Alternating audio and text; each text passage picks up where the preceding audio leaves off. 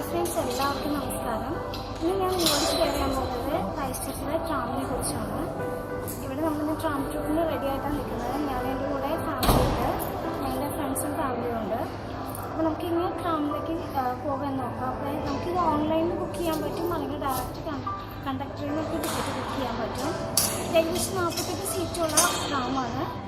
അപ്പോൾ നമുക്ക് ഓരോ സ്റ്റോപ്പ് ഏകദേശം ഒരു 17 സ്റ്റോപ്പുകളും ഉണ്ട്. നമുക്ക് ഓരോ സ്റ്റോപ്പിലും ഇറങ്ങി നമുക്ക് കൂടുതൽ അവിടുത്തെ കാര്യങ്ങൾ എക്സ്പ്ലെയിൻ ചെയ്തു തരും. നമുക്ക് ഓരോ ഹിസ്റ്റോറിക്കലായിട്ടും അതുപോലെ ഭൂമിയിലേക്ക് നഷ്ടപ്പെട്ട ബിൽഡിങ്ങുകൾ അതിനെക്കുറിച്ച് ഒരു ഡീറ്റെയിൽ ആയിട്ട് പറഞ്ഞു തരും.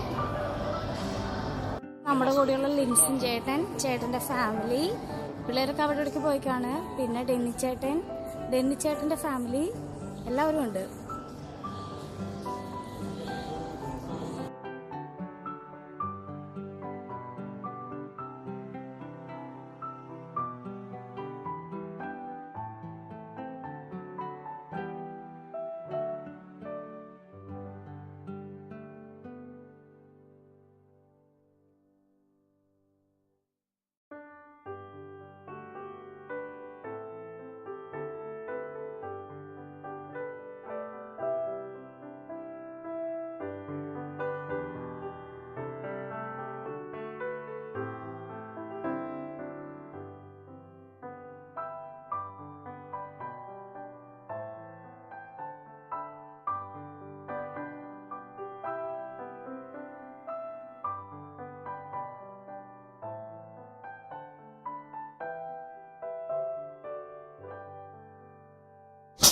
ഈ ട്രാമിൻ്റെ എൻജിൻ റൂമാണിത്.